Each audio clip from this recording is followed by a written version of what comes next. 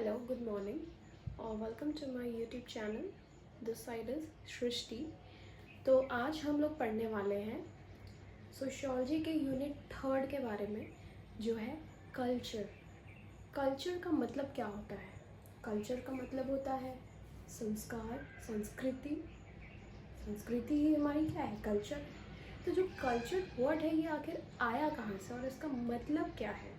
तो हिंदी में हमने देखा कि इसका मतलब संस्कृति है, यानी कि जो परंपरा या जो चीज़ें जो एक ज़माने से जो चली आ रही है उसी को तो हम कल्चर कहते हैं. तो अगर देखें कि ये कल्चर जो वर्ड है ये कहाँ से आया, लैटिन वर्ड कॉलेरी से, और इसका इंग्लिश में हम कुल्तुरा कहते हैं और संस्कृत में हम संस्कार कहते हैं. तो यहाँ से ये वर्ड जो कल्चर है वो इन सारे वर्ड से मिलकर ये सारे वर्ड से आया है. बेसिकली इसका मतलब ही क्या है? संस्कृति. तो बेसिकली कल्चर को हम ये कह सकते हैं कि कल्चर ही क्या है, एक वे ऑफ लाइफ है कि जिस तरीके से लोग रह रहे हैं जिस समय में, या जैसे कि हम कहते हैं ना, पुराने ज़माने में लोग कैसे रहते थे, मिट्टी के बर्तन में खाते थे, फर्श पे सोते थे. बट आज का कल्चर क्या है, लोग बेड पे सोते हैं, डाइनिंग टेबल पे खाते हैं. तो कहीं ना कहीं वक्त के हिसाब से हम देख सकते हैं कि कल्चर में बहुत सारे चेंजेस हुए हैं. तो वही क्या है, कल्चर है. तो अगर हम कल्चर को अपने शब्दों में अगर हम कहना चाहें तो हम कह सकते हैं कि कल्चर क्या है? Culture is a way of life. ये जीवन जीने का क्या है, एक तरीका है. और हम कह सकते हैं कि culture is the value, belief, behaviour and material object that together form people's way of life. तो कहने का मतलब कि कल्चर क्या है, ऑल टुगेदर क्या वैल्यू है, चीज़ों की वैल्यू है, या लोगों का मानना है, बिलीफ है, या फिर बिहेवियर है हमारा, या material object.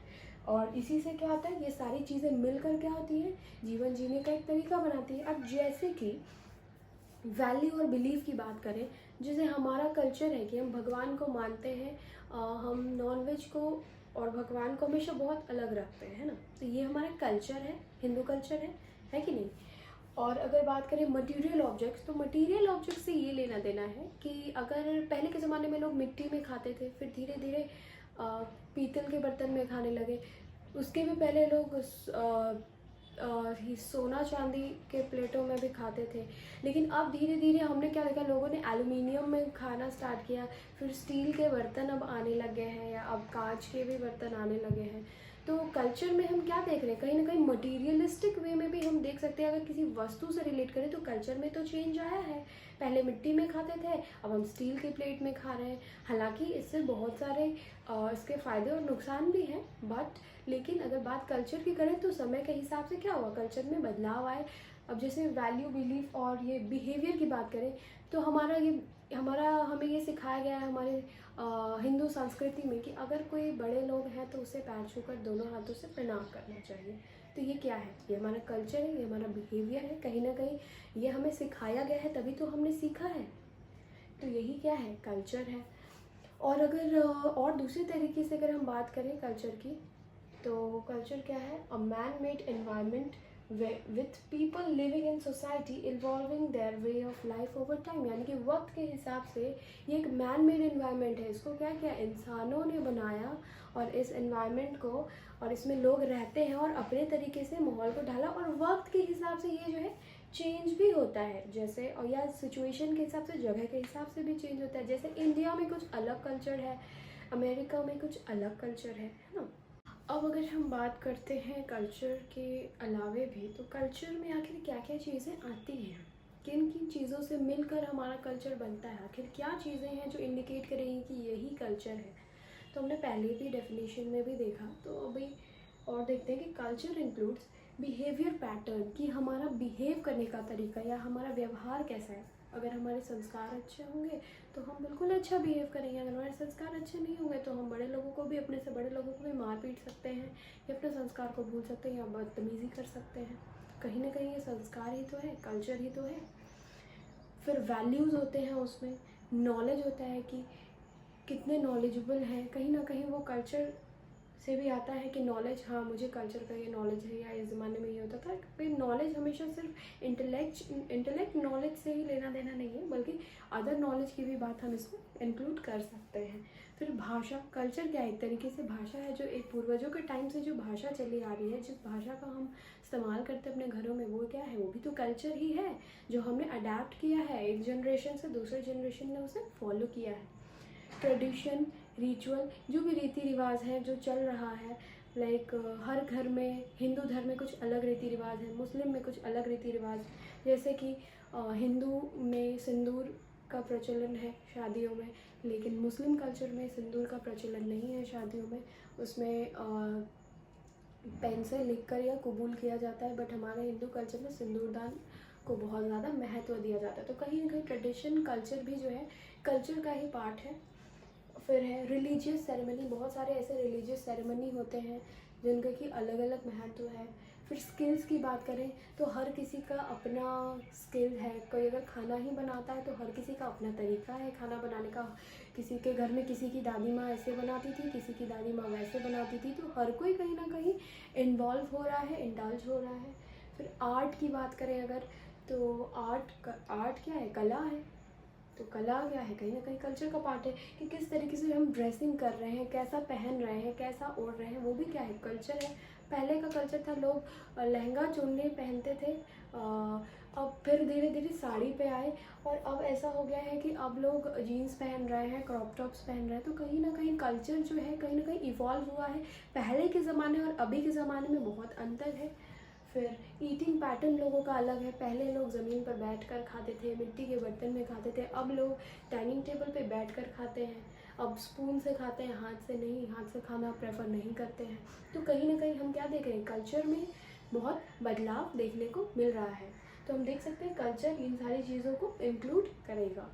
Now next we will talk about कि कल्चर का नेचर कैसा है, या कल्चर के कैरेक्टरिस्टिक्स क्या हैं, यानी कि क्या विशेषताएं हैं कल्चर की। तो कल्चर के बारे में बात करते हैं। तो कल्चर क्या है, एक लर्नड बिहेवियर है, यानी कि जो हमें माता पिता ने बचपन से जो हमने सीखा है, जो संस्कार, वही तो हमारा बिहेवियर है, क्या है, जो हमने सीखा है। तो हम कह सकते हैं कि कल्चर क्या है, एक लर्नड बिहेवियर है। बचपन से हम कुछ ना कुछ चीज़ें सीखते आ रहे हैं कि बड़ों का पैर छूना चाहिए, बैठकर पानी पीनी चाहिए, हाथ धोकर खाना खाना चाहिए। तो ये सब क्या है, कल्चर का ही तो पार्ट है, जो हमें हमारे माता पिता ने सिखाया, माता पिता को उनके माता पिता ने सिखाया, जो एक ज़माने से चला आ रहा है। और क्या है, एक लर्नड बिहेवियर है जो हमने सीखा है। कल्चर क्या है, culture is transmitted from one generation to another. तो अब जैसे कि अगर हमारे बाद जो हमारे बच्चे में, हम उनमें भी अपने कल्चर्स को डालेंगे कि बेटा ऐसे होता है, ये चीज़ें सीखो, वो चीज़ें सीखो, तो कहीं ना कहीं वो क्या हुआ, कल्चर ट्रांसमिट हुआ। हमें भी कहीं ना कहीं से ट्रांसमिट होके मिला, हमें हमारे माँ बाप से मिला, उन्हें उनके माँ बाप से मिला। तो वो क्या है, कल्चर क्या हो रहा है, ट्रांसमिट होता है। कैसे, पीढ़ी दर पीढ़ी, वन जनरेशन टू अनदर। फिर क्या है, culture is common belief and practice. तो कल्चर क्या है, एक कॉमन बिलीफ है। जो कल्चर है सोसाइटी में क्या होता है, एक कॉमन कल्चर फॉलो होता है हर सोसाइटी में, हर डिफरेंट सोसाइटी में डिफरेंट कल्चर होता है, लेकिन एक पर्टिकुलर सोसाइटी में तो एक कॉमन कल्चर होता है। जैसे हम लोग हिंदू हैं, हमारे में शादी होती है तो सिंदूर दान होता है, और वही कल्चर जो है हर जगह जहाँ भी शादी, हिंदू शादी होगी तो वैसा ही कल्चर प्रैक्टिस होता है ना। तो वही चीज़ चला आ रहा है। कल्चर क्या है, सोशल है, यानी कि समाज, कल्चर जो है समाज का ही एक पार्ट है, समाज का एक बहुत इम्पॉर्टेंट और महत्वपूर्ण पार्ट है कल्चर। तो कल्चर क्या है, सोशल है, सामाजिक है। Culture is dynamic. डायनेमिक का मतलब क्या होता है, जो चीज़ें स्थिर नहीं रहती, चेंज करती रहती हैं। तो कल्चर बिल्कुल डायनेमिक है, क्योंकि कल्चर, पहले के ज़माने का कल्चर कुछ और था, आज का ज़माने का कल्चर कुछ और है। जैसे कि पहले के लोग कपड़े कुछ और तरीके के पहनते थे, आज के लोग कुछ अलग तरीके के कपड़े पहनते हैं। तो कहीं ना कहीं हमने देखा कि कल्चर जो है चेंज हो रहा है। तो कल्चर को हम कह सकते हैं कि क्या है, डायनेमिक है। फिर बात करें, कल्चर क्या है, अडेप्टिव है, यानी कि हम कैसे उसको अपनाते हैं। कल्चर एक ऐसी चीज़ है कि डिपेंड करता है कि हम उसको अपनाते हैं या नहीं। अब अगर हम अपने अंदर अच्छे संस्कार नहीं लाना चाहते हैं या हम उसे नहीं अपनाएंगे, तो ये मेरे ऊपर डिपेंड करता है, हमारे ऊपर डिपेंड करता है ना कि हम उसे अपनाएंगे या नहीं। तो कल्चर क्या अडेप्टिव है कि अगर हम ये चीज़ें सीखना चाहते हैं तो हम उसको अडेप्ट कर सकते हैं।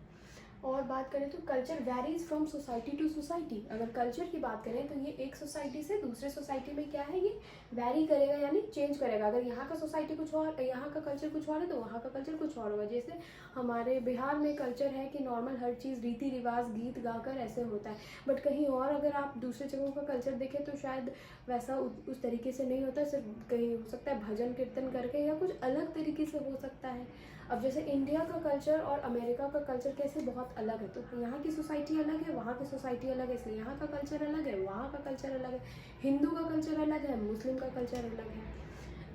कल्चर क्या है, कंटिन्यूअस है। तो कल्चर एक ऐसी चीज़ है जो कि रुकता तो नहीं है, वो पॉजिटिव हो या नेगेटिव हो, चेंजेस भी देखने को मिलेंगे, पर ये लगातार चलता रहेगा। हमारे जनरेशन के, हमारे बाद वाले जनरेशन में जो भी जाए, जितना भी जाए, पर वो कल्चर ट्रांसमिट तो होगा ही होगा।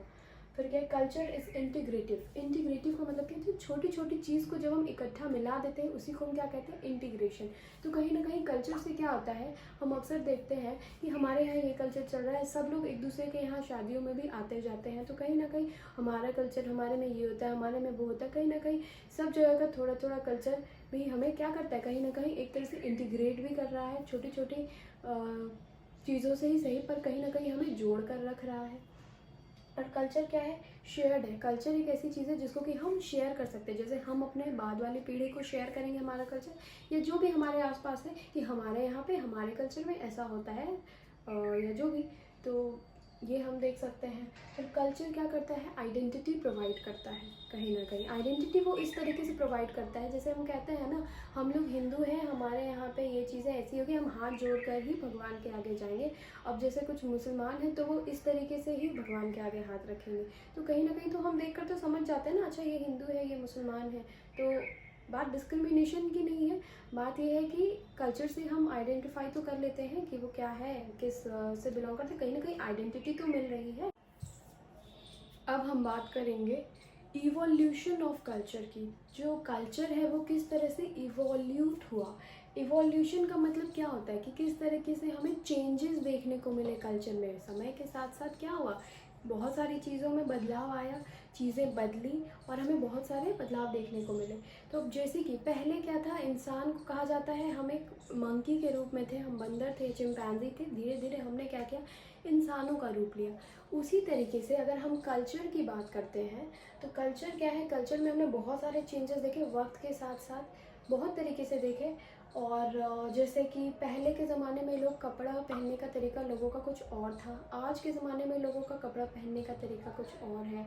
अगर हम देखें कि हम कैसे यूटेंसिल्स में हम खाते थे तो वो अलग है, जो आज हम कैसे यूटेंसिल में खा रहे हैं वो अलग है। पहले लोग मिट्टी में खाए, पीतल में खाए, सोना चांदी, और फिर आज हम स्टील के बर्तन में खा रहे हैं, है ना। तो काफ़ी कुछ चेंजेस हुए। फिर अगर हम बात करें कि हम कैसा ड्रेस पहन रहे हैं तो ड्रेस भी अलग है। खाना बनाने का तरीका पहले अलग था, आज अलग है। आखिर जो ये इतना चेंजेस हुआ है इसके पीछे बहुत सारे रीज़न होंगे। पहले के ज़माने के जो आर्टिस्ट होते थे या आर्ट्स होते थे वो कुछ अलग होते थे, आज का आर्ट अलग है। पहले डांस कुछ अलग होते थे, आज के डांस कुछ अलग है। आज जैसे कि पहले कथक चलते थे या जो भी कल्चरल डांस होता था, आज हमें पोल डांस भी देखने को मिल जाएगा। हाँ, वेस्टर्न कथक में मिलेगा तो उसमें भी वेस्टर्न इफेक्ट के साथ कहीं ना कहीं कल्चर में हम क्या देख रहे हैं, कुछ ना कुछ चेंजेस देखने को मिल रहे हैं। तो इवॉल्व हो रहा है, चेंजेस आ रहे हैं। फिर अगर हम इसी तरीके से खाना बनाने का भी तरीका देखें तो पहले का अलग था, अभी का अलग है। तो हम बेसिकली ये तो हम नहीं बता सकते हैं कि कल्चर में आखिर जो चेंजेस आए तो वो कहाँ से आया, वो कहाँ से शुरू हुआ। लेकिन हम ये ज़रूर कह सकते हैं कि कल्चर में अगर चेंज हुआ है तो कहीं ना कहीं उसके ये 3 कारण हैं। जैसे कि इन्वेंशन, एक तो आविष्कार होना चीज़ों का। पहले के ज़माने के लोग बहुत सिंपल लाइफ जीते थे, उतना ज़्यादा इन्वेंशन नहीं था, उतनी ज़्यादा मशीन्स नहीं थी। जैसे जैसे आविष्कार होता गया लोगों का जीवन जीने का तरीका बदलता गया। पहले लोग खुद हाथ से कपड़ा धोते थे, आज लोग मशीन में कपड़ा धोते हैं। तो कल्चर में चेंज आया, तो उस हिसाब से बीमारियां भी देखने को मिल रही है। Later we will discuss on this. और फिर डिफ्यूजन हमने देखा, पहले छठ जो है बिहार का बहुत महापर्व कहा जाता है, बिहार में ही मनाया जाता था। धीरे धीरे हमने देखा कि इंडिया में मनाया जाने लगा। अब जब हम देखते हैं कि यही डिफ्यूजन क्या कहाँ देखने को मिल रहा है, अमेरिका में भी लोग छठ मना रहे हैं। तो कहीं ना कहीं कल्चर फैल भी तो रहा है, इंडिया से अमेरिका चला गया, तो यही क्या है, डिफ्यूजन ऑफ कल्चर। तीसरी बात करें तो ट्रांसमिशन, इसकी वजह से ही चेंजेस हुए हैं कल्चर में। यही 3 फैक्टर है, इन्वेंशन, डिफ्यूजन और ट्रांसमिशन। ट्रांसमिशन का मतलब एक जनरेशन से दूसरे जनरेशन में ट्रांसफ़र होना, यानी कि एक पीढ़ी से दूसरे पीढ़ी में जाना, इसी को हम क्या कहते हैं। इसी वजह से क्या हुआ, कल्चर में चेंजेस देखने को मिले। फिर अगर हम बात करें कि पहले क्या था, पहले के ज़माने में लोग पत्थर से वेपन्स बनाते थे, पत्थर से। लेकिन अब क्या हुआ, इतना आविष्कार हो गया, इतनी सारी चीज़ों का डिस्कवरी हो गया कि अब लोग जो है कहीं ना कहीं वो भी वेपन्स भी अब मॉडर्न तरीके से आने लगे हैं। अब मशीनरी गन्स आने लगी हैं, पत्थर से लोग अब काम नहीं चला रहे हैं। कल्चर में कहीं ना कहीं बहुत ज़्यादा चेंजेस देखने को मिल रहा है। तो इसी तरीके से हम देख सकते हैं कि बहुत सारे मेजर चेंजेस हैं कल्चर में, और इसी तरीके से इवोल्यूशन हुआ कल्चर का। तो इवोल्यूशन ऑफ कल्चर के बाद हम लोग बात करेंगे टाइप ऑफ कल्चर की। आखिर कल्चर कितने टाइप के हैं। हमने अक्सर देखा, जब हम पहले पढ़ रहे थे तो हमने देखा कि इसमें मटेरियल का जिक्र हो रहा था बार बार। तो उसी में हम देखेंगे कि जो कल्चर है वो दो प्रकार के हैं, दो टाइप हैं। एक है मटेरियल कल्चर और एक है नॉन मटेरियल कल्चर। तो मटेरियल कल्चर क्या है, नाम से ही पता चल रहा है। मटेरियल मतलब वस्तु, यानी जिस चीज़ को हम छू सकते हैं, महसूस कर सकते हैं। और एक है नॉन मटेरियल कल्चर, यानी कि जिसको हम छू नहीं सकते या हम ऐसे आंखों से भी देख नहीं सकते हैं, जो चीज़ें हमें नहीं दिखती। अब जैसे कि मटेरियल क्या हुआ, कोई सामान है, वस्तु है जिसको हम छू सकते हैं, देख सकते हैं।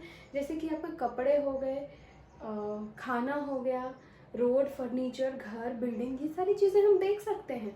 तो मटेरियल कल्चर से इसका ये मतलब है, ये तात्पर्य है या ये रेफरेंस है कि पहले के ज़माने में कैसे खाना बनते थे, या पहले के ज़माने के कपड़े कैसे होते थे, पहले के ज़माने के रोड कैसे थे, पहले के ज़माने के फर्नीचर कैसे थे, अब के ज़माने के घर कैसे हैं, अब के ज़माने के बिल्डिंग कैसे बनते हैं, है ना। काफ़ी अंतर है पहले की और आज की। तो मटेरियल कल्चर अगर देखें तो मटेरियल में काफ़ी बदलाव आए, और ये ऐसी चीज़ें हैं, मटेरियल जो है वो काफ़ी जल्दी, बहुत तेज़ रफ्तार से चेंज हो जाती है। और हम ये देख सकते हैं कि ये हम देख भी सकते हैं। लेकिन जो नॉन मटेरियल चीज़ें हैं, ये वो चीज़ें हैं जो कि हम महसूस कर सकते हैं, हम उसे छू नहीं सकते हैं या हम उसे देख नहीं सकते हैं फिजिकली। जैसे कि हमारा बिहेवियर, हमारा बर्ताव, हमारे वैल्यूज़, नॉर्म, आदतें, ये सारी क्या है, इसको हम फिजिकली देख और छू नहीं सकते, पर हम महसूस कर सकते हैं कि क्या चेंजेस हैं। तो हम देख सकते हैं कि पहले के ज़माने के लोग में कैसे कम्युनिकेट करते, कैसे बातचीत करते थे। आज के ज़माने में लोग कैसे कर सकते हैं, हम छू तो नहीं सकते, पर हम देख कर, रहकर इस सोसाइटी में महसूस कर सकते हैं, है कि नहीं।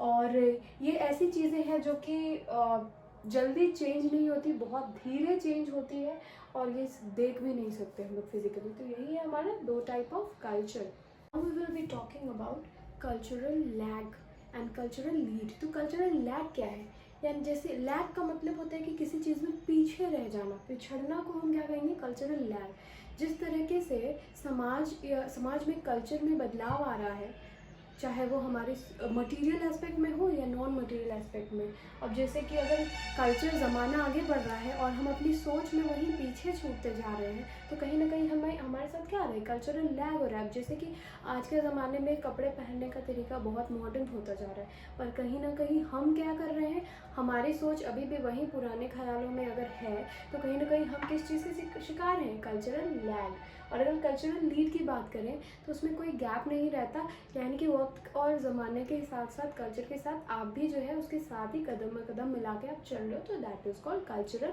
लीड। और यही था कल्चरल लैग और कल्चरल लीड। और कल्चरल लैग में ये होता है कि जब कल्चर आपकी सोच से ज़्यादा फास्ट चलने लगे तो क्या हो जाता है, कल्चरल लैग। हम बात करेंगे एलिमेंट्स ऑफ कल्चर की, कि क्या क्या वो छोटे छोटे चीज़ है जिनसे कि ये कल्चर जिनसे मिलकर बना है। अब पहला है सिंबल। सिंबल मतलब क्या होता है, किसी चीज़ का निशान या कुछ। तो सिंबल क्या होता है, एक ऐसी चीज़ या वस्तु जो किसी चीज़ का, जिसका महत्व हो और वो लोगों द्वारा रिकॉग्नाइज किया हो। जैसे कि फ्लैग, जैसे हम कहते हैं ना, भगवा रंग का फ्लैग हमारे हिंदुत्व का प्रतीक है। तो बिल्कुल वही वो क्या है, एक तरह से हिंदू कल्चर का वो क्या है, सिंबल है, जिसको कि एक मान्यता है कि हाँ ये जो है हिंदू कल्चर को, ये फ्लैग जो है ऑरेंज फ्लैग डिनोट करेगा। फिर बात करते हैं लैंग्वेज की। तो लैंग्वेज क्या है, लैंग्वेज ही तो वो मीन्स है जिसके थ्रू हम कल्चर एक दूसरे को कम्युनिकेट करके, या अपने दूसरे जनरेशन को कम्युनिकेट करके, या इन्फॉर्म करके, या ट्रांसमिट करके हम उनके अपनी चीज़ें उनमें डालेंगे। तो वही तो है, लैंग्वेज एक एलिमेंट हो गया। फिर बात करते हैं वैल्यू की। वैल्यू क्या होता है, वैल्यू एक तरह से क्या है, मॉरल प्रिंसिपल है। मॉरल प्रिंसिपल जैसे कि क्या अच्छा है, क्या बुरा है, सही गलत, वही क्या है, वैल्यूज़ है कि क्या उसका मॉरल प्रिंसिपल है। और कस्टम की बात करें तो कस्टम क्या है, एक सोशल हैबिट है जो समाज में चलता रहता है और एक ज़माने से दूसरे ज़माने में लोग एक दूसरे को देखकर फॉलो कर रहे हैं। तो यही सारी चीज़ें मिलकर क्या बनाती है, कल्चर के एलिमेंट्स को। इन्हीं एलिमेंट्स से मिलकर क्या बना हमारा कल्चर। तो अब बात करेंगे डाइवर्सिटी और यूनिफॉर्मिटी इन कल्चर की। तो यानी कि कहने का मतलब कि डाइवर्सिटी का मतलब कि कहाँ कहाँ पे कल्चर क्या है, डाइवर्स है, यानी अलग अलग, और कहाँ कहाँ पे कल्चर में हमको एक समानता देखने को मिलती है। तो अगर डाइवर्सिटी की बात करें तो हम कई जगहों पे देखते हैं कि जॉइंट फैमिली है, कहीं पे न्यूक्लियर फैमिली है, कोई कुछ कॉमन नहीं है कि भाई फैमिली है तो ऐसा ही होगा। हो सकता है कि आपको जॉइंट फैमिली मिले, हो सकता है कि आपको न्यूक्लियर फैमिली मिले जहाँ पे बच्चे अलग रह रहे हों, उनके माँ बाप अलग रह रहे हों।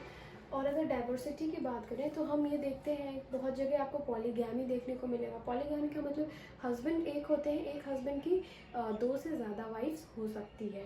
और अगर पॉलीएंड्री भी देखने को मिल सकता है, जैसे कि अगर एक वाइफ है तो उसके 2-3 हस्बैंड हो सकते हैं। हालांकि लॉ हमारा ये नहीं कहता कि ये होना चाहिए, बट ऐसा भी हम लोगों ने ये भी देखा है कल्चर में, या पुराने ज़माने में ऐसा भी होता था।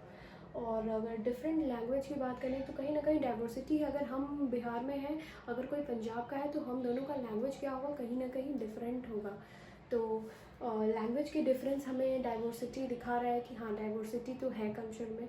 हम बिहारी बोल रहे हैं, वो पंजाबी बोल रहा है, साउथ इंडियन वाले मलयालम बोल रहे हैं, है ना। और ये भी देखने को मिलेगा कि डिफरेंट स्किल्स भी हैं सभी लोगों में। अब जैसे कि अलग अलग घर के लोग अलग अलग तरीके से खाना बना सकते हैं, अलग अलग क्रिएटिविटी दिखा सकते हैं। या अगर मटेरियल की बात करें तो उस एस्पेक्ट में भी कहीं ना कहीं डिफरेंस आ जाता है। या बहुत जगह हम देखते हैं वुडन हाउस है, या इकॉनमी अलग है। अब बहुत जगह यहाँ पे क्या है, हमारे इधर बिहार में सीमेंटेड हाउस देखने को मिलेगा, बट आप यही पहाड़ में चले जाओ तो आपको लकड़ियों के घर मिलेंगे देखने को। तो क्या है, कहीं ना कहीं कल्चर में आपको डाइवर्सिटी मिलेगा, भले वो उसके रिक्वायरमेंट के हिसाब से ठीक है, बट डाइवर्सिटी तो है। फिर अगर यूनिफॉर्मिटी की बात करें कि समानता किस चीज़ में, कि सभी का फैमिली होता है, सभी की मैरिड लाइफ होती है, सभी लैंग्वेज का यूज़ करते हैं। हाँ भले ही अलग अलग जगह पे अलग अलग करते हैं, लेकिन लैंग्वेज तो सभी का कॉमन है। आई मीन एक कॉमन मीन्स तो है जिससे कि वो अपनी फीलिंग या थॉट्स को वो एक्सप्रेस कर सकें।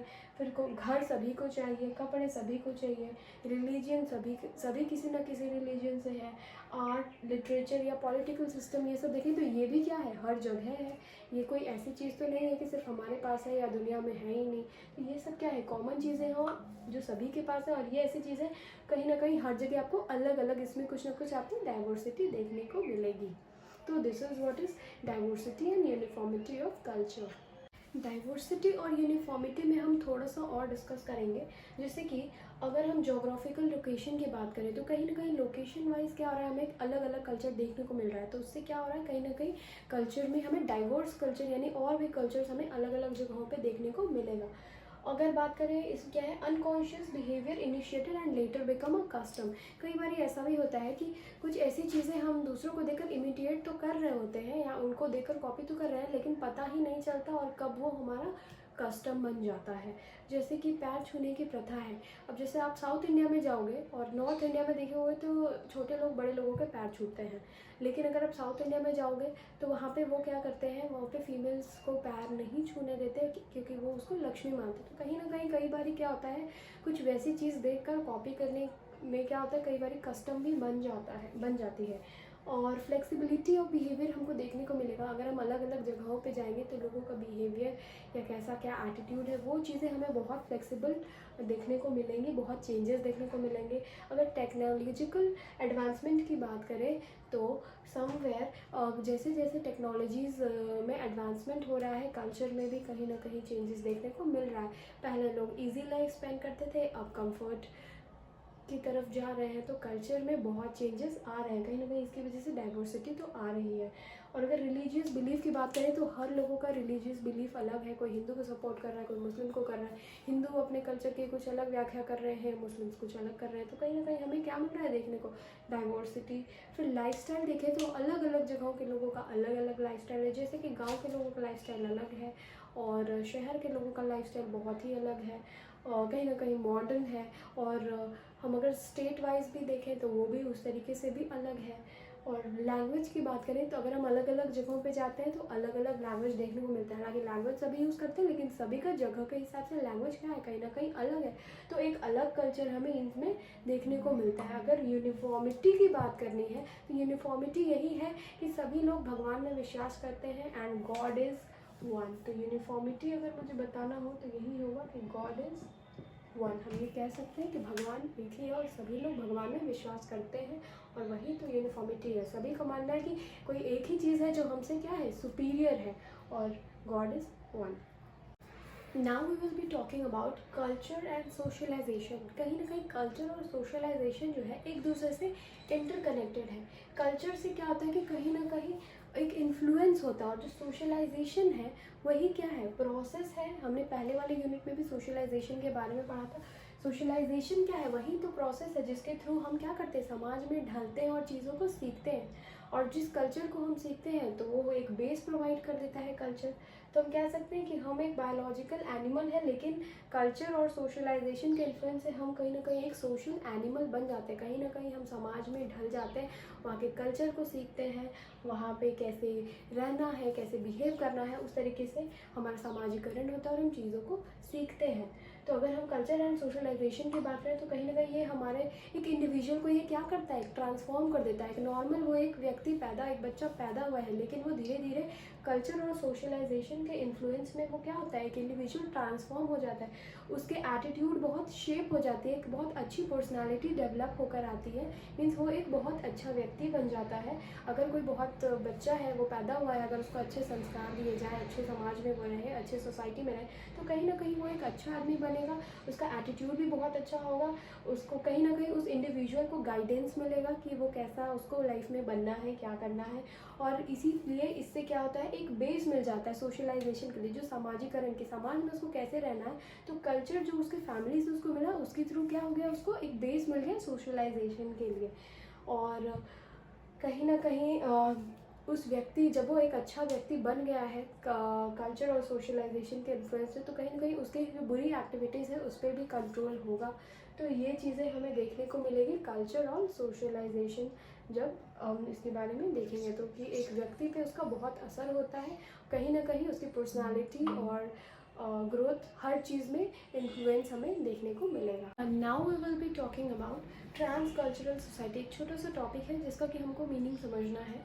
ट्रांस कल्चरल सोसाइटी का मतलब क्या होता है कि हम जो खुद seeing one self in other, यानी कि हम अपने कल्चर को तो फॉलो कर ही रहे हैं, लेकिन अपने साथ साथ अगर कोई मुस्लिम फ्रेंड है, या हम उसके कल्चर को भी इंजॉय कर रहे हैं, अपने भी कल्चर को एंजॉय कर रहे हैं और उस कल्चर को भी एंजॉय कर रहे हैं। कहने का मतलब अपने कल्चर को भी सीखना है और दूसरे कल्चर को इग्नोर नहीं करके उस कल्चर को भी देखना है, समझना है कि क्या है।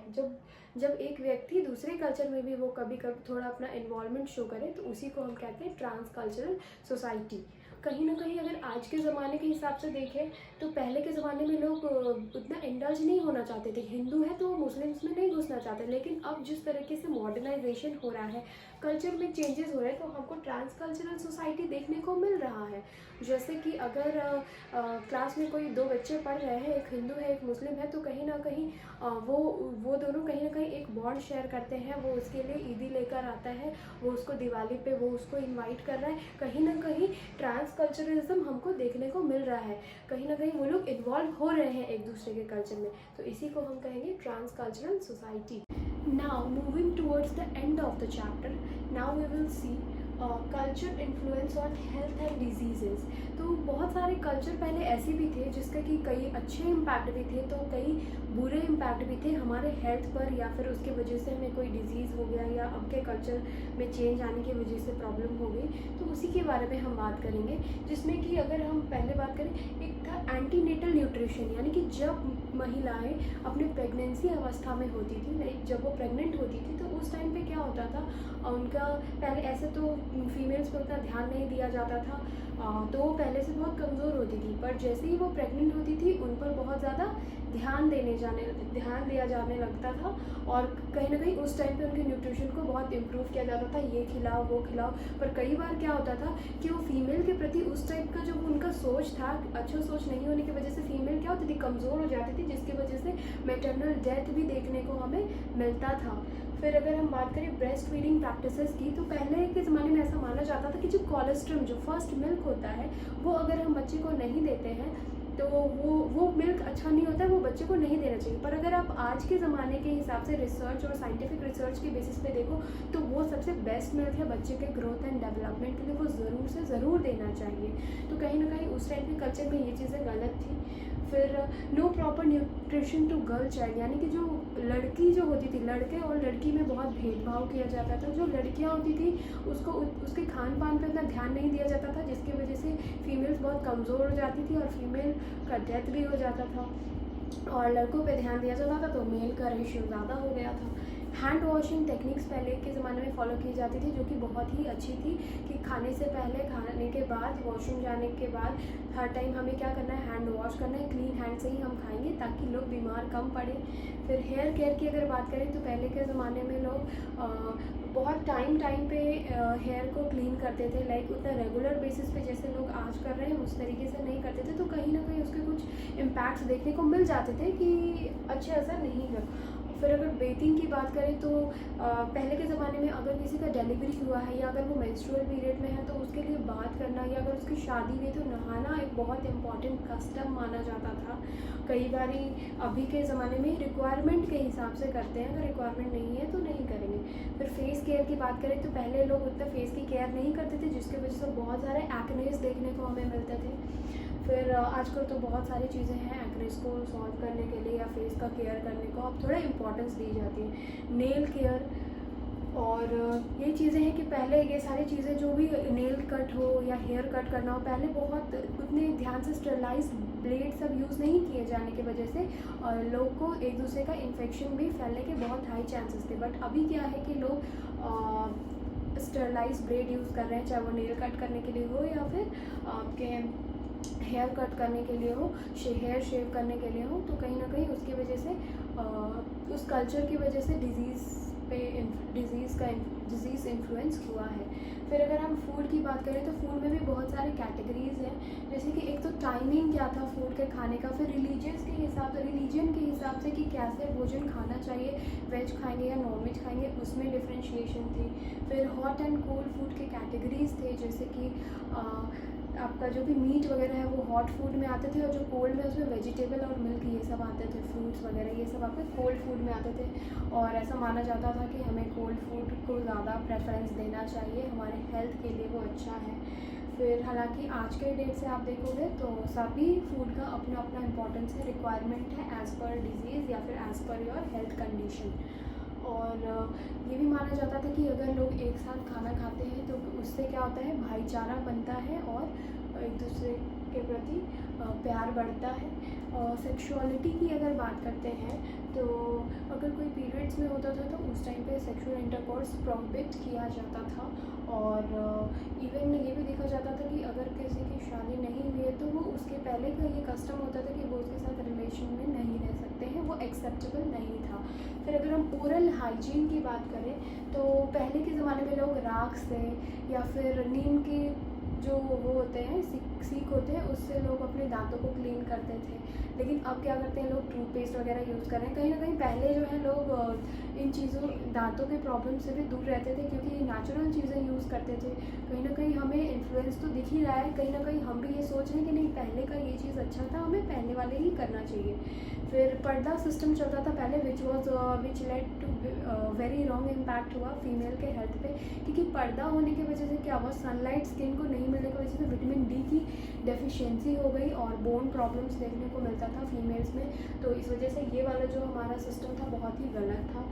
अगर स्लीपिंग हैबिट की बात करें तो कहीं ना कहीं पहले के ज़माने में लोग ज़मीन पर सो जाते थे और उतना मस्कीटो नेट ये सारी चीज़ें नहीं होती थी। तो कहीं ना कहीं क्या होता था कि कभी किसी को इंसेक्ट ने काट लिया या कुछ हो गया तो ये सारी चीज़ें देखने को मिलती थी। तो ये कल्चर पहले का थोड़ा, इसकी वजह से डिजीज़ कई बार इंसेक्ट बाइट हो गया या प्रॉब्लम हो जाती थी।